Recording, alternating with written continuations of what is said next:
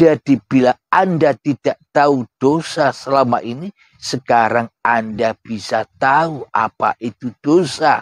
Nyata sekali.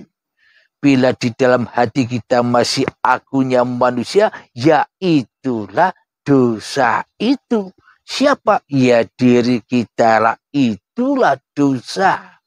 Jadi meskipun kita berikhtiar, kita memeluk agama-agama yang kita peluk, meskipun kita sholat, ibadah, ritual, bertapa di dalam perintah-perintah masing-masing agama kita, bila yang ada masih aku manusianya yang berbuat, aku manusianya yang merasa berkuasa, aku manusianya yang merasa ada dan wujud, maka semuanya ya tidak selamat.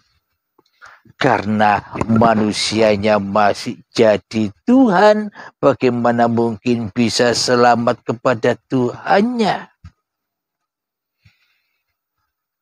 Nah, itulah dosa yang selama ini hanya dogma dan hanya untuk ungkapan-ungkapan saja. Jangan begitu, nanti berdosa. Jangan begini, nanti berdosa. Sholatlah agar tak berdosa. Ibadahlah agar tak berdosa. Semua itu hanyalah ungkapan-ungkapan yang tiada mendasar. Karena kita belum memeluk suatu agama yang sebenar-benarnya agama di sisi Allah. Kita masih hanya beragama ala versinya iblis.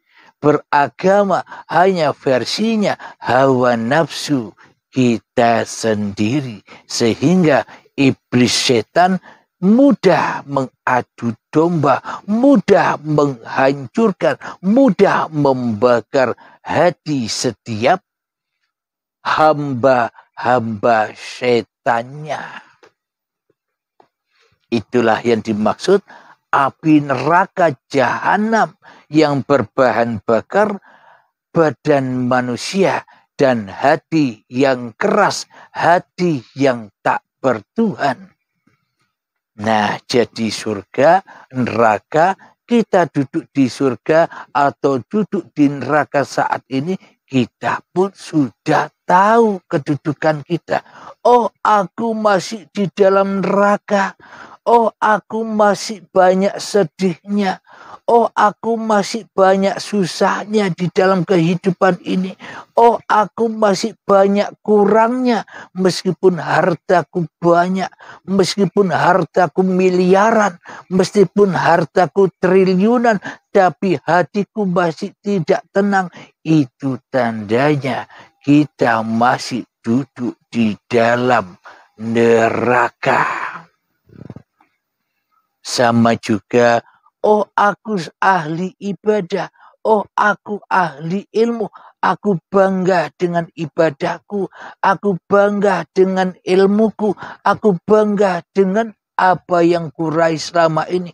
Pun itu juga sama di dalam nerakanya. Karena yang ada hanyalah aku manusianya daripada aku Tuhannya.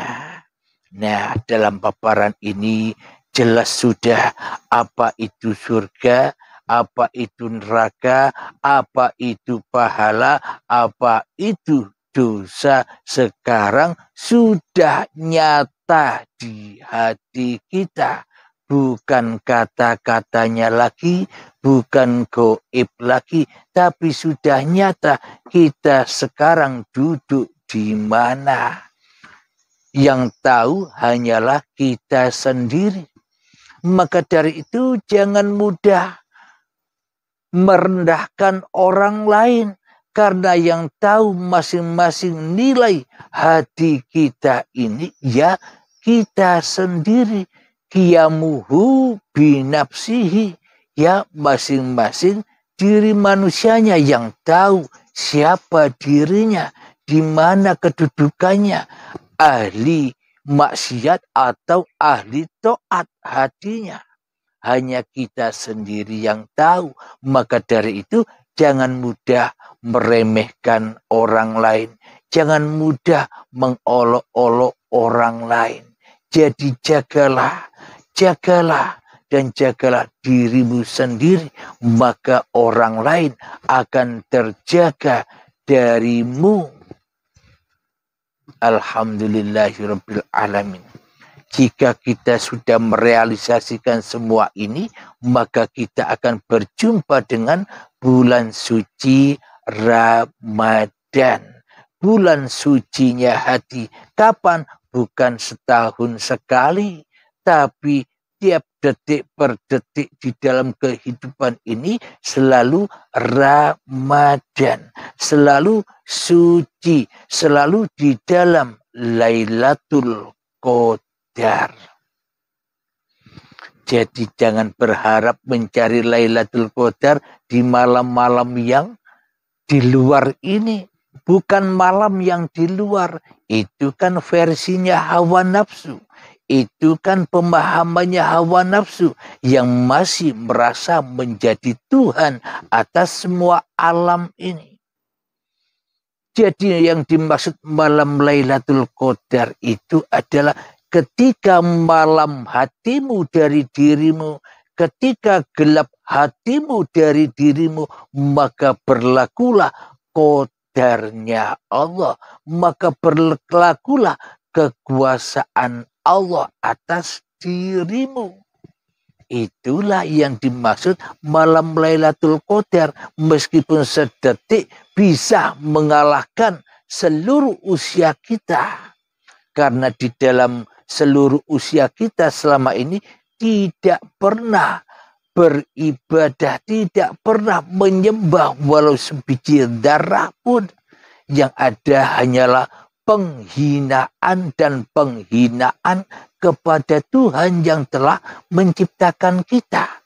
Meskipun kelihatannya kita ke gereja untuk ibadah, meskipun kelihatannya kita ke masjid untuk ibadah, meskipun kelihatannya kita ke kelenteng untuk ibadah, mestinya kita ke kemana saja apapun agama-agama Anda untuk ibadah, tapi di dalam hatinya masih aku manusianya yang jadi Tuhan, maka semua itu hanya penghinaan saja kepada aku Tuhannya. Jadi latihan-latihan yang seperti 3 menit itu langgengkan di dalam hati kita. Berusahalah heningkan cipta-cipta diri manusia kita.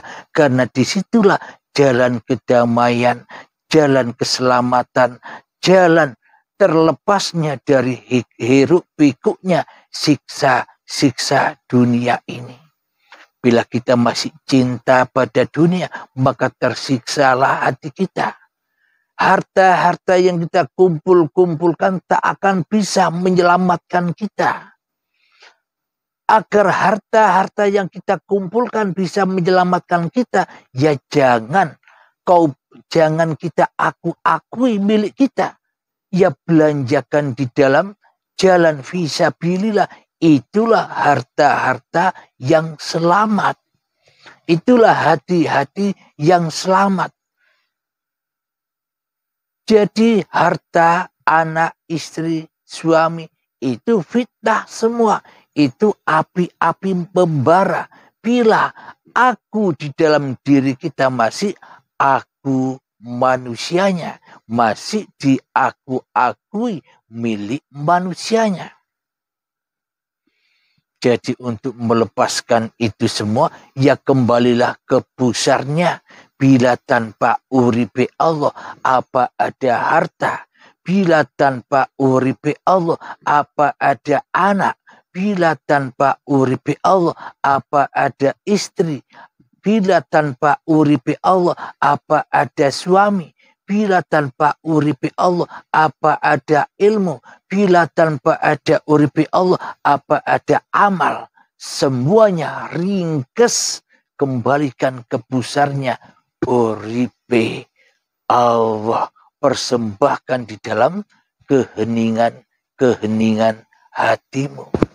Itulah jalan selamat bagi seluruh manusia. Hanya itu jalan selamat itu. Tak ada yang lain. Tak ada ritual-ritual yang lain. Hanya itu. Diamkanlah dirimu dari dirimu. Biarlah Tuhan yang berkuasa atas dirimu. Biarlah Tuhan yang mentuhanimu. Dirimu enjoy saja. Tenang wae. Karena semua apa yang kita rasakan tanpa dari uripe Allah, maka tak akan pernah kita merasakan apapun masalah-masalah yang kita hadapi. Jika masalah-masalah yang kita hadapi masih kita akui dengan keakuan kita, ya siksalah yang kita dapat. Ya azablah yang kita dapat. Ya ketakutanlah yang kita hadapi. Ya kesedihanlah yang kita terima. Ya kebencian, ya kedengkian sajalah yang kita dapatkan. Itulah yang dimaksud api-api jahanam itu yang membakar hati kita setiap saat dan waktu. Sampai kapan itu berakhir? Selama-lamanya hingga waktu yang ditentukan. Kapan waktu yang ditentukan? Baiatul akbar. Bila sudah datang syakaratul maut kepada masing-masing diri manusianya, itu batasannya. Alhamdulillahirabbil alamin. Mohon maaf.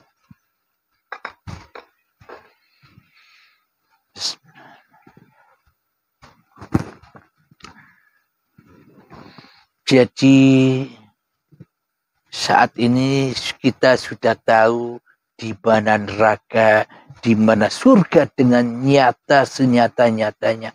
Tidak angen-angen lagi. Sekarang kita sudah tahu perbuatan baik dan buruk. Sudah tidak angen-angen lagi. Saat ini kita sudah tahu apa rupa dosa dan pahala. Kita sudah tahu dengan nyata dan jelas. Tidak angen-angen lagi. Inilah agama dinil haq.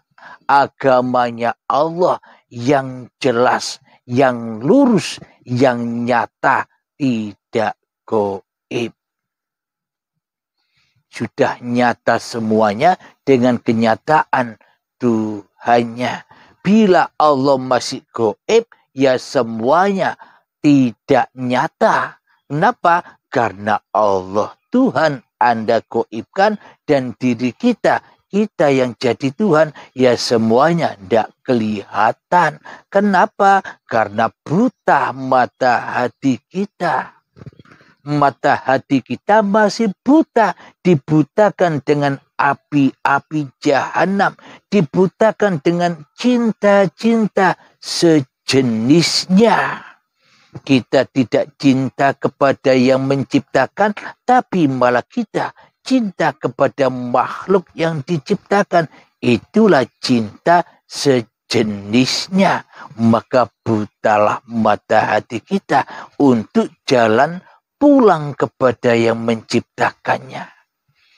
Jadi tak bergunalah amal-amal kita, tak bergunalah ilmu-ilmu kita, tak bergunalah harta-harta kita selagi semua itu masih menjadi fitnah di dalam hati kita.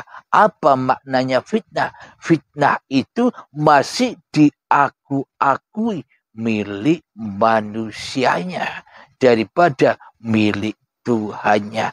Itulah yang dimaksud fitnah itu. Jadi selama ini kita hidup di dalam fitnah. Kita hidup di dalam jurang neraka jahanam. Maka dari itu semua ibadah, sholat, kebaikan sejak akil balik hingga setua ini itu sudah habis terbakar dimakan oleh diri kita sendiri. Apa yang kita banggakan? Yang kita banggakan itu racun. Racun yang meracuni hati kita. Apa masih kita bangga-banggakan racun itu? Penghinaan-penghinaan kepada Allah selama ini, apa kita bangga-banggakan? Nah, dari sinilah Anda juga tahu, kita juga tahu, saya juga tahu bahwa mengabdi itu bukan yang seperti itu. Jadi mengabdi itu jalan keselamatannya ya heningkan cipta-ciptamu di hatimu. Ketika kita sholat, heningkan cipta-ciptamu yang bisa sholat. Ketika kita ibadah, heningkan cipta-ciptamu yang bisa ibadah. Ketika kita duduk, heningkan cipta-ciptamu yang bisa duduk. Ketika kita berdiri, heningkan cipta-ciptamu yang bisa berdiri. Ketika kita makan, heningkan cipta-ciptamu yang bisa makan. Kalau tidak ada uripe Allah, siapa yang memakanimu? Siapa yang memeliharamu? Siapa yang menjagamu? Bukan Allah yang makan, bukan Allah yang minum. Ciptaan Allah inilah yang butuh dimakani dan butuh diminumi oleh uripe Allah. Bila tidak demikian, ya tidak hidup. Karena makhluk ya butuh apa yang sejenisnya dari makanan-makanan itu.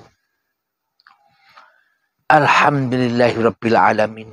Semoga di Sabtu yang indah ini, semoga kita semua, terutama saya sendiri, mendapatkan siraman-siraman hikmah yang menyejukkan hati.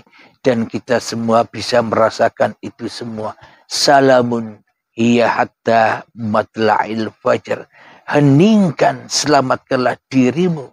Heningkan dirimu agar nyata nurullah, agar nyata uripe Allah yang bisa menyaksikan segala sesuatu.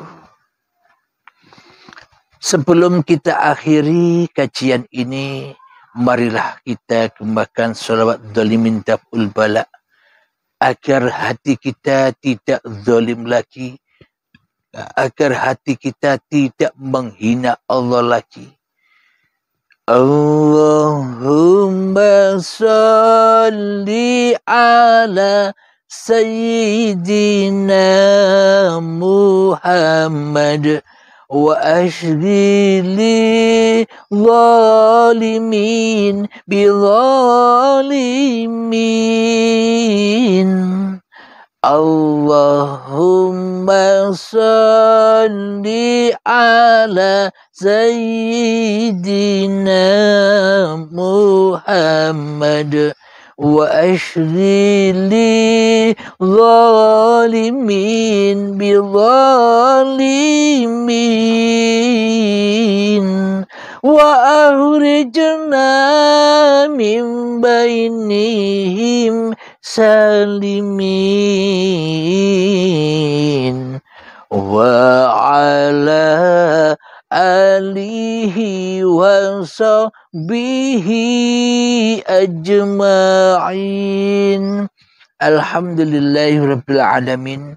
Allahumma ya qadiyal hajat, Allahumma ya mujibad da'awat, Allahumma ya rafi'ad darajat, Allahumma ya muhillal muskilat, Allahumma ya syafiyal amrad, Allahumma ya kafiyal muhimmat, Allahumma ya dafi'al baliyat, Allahumma khtim lana bil iman, Allahumma khtim lana bil islam, bijahi sayyidil mursalin. Rabbana atina fid dunya hasanah wa fil akhirati hasanah wa qina adzabannar. Wa sallallahu ala sayyidina Muhammad wa ala alihi wa sahbihi wa sallam. Walhamdulillahi rabbil alamin. Akhir kalam. Assalamualaikum warahmatullahi wabarakatuh. Mari kita dengarkan lagu Salamku untuk Dia.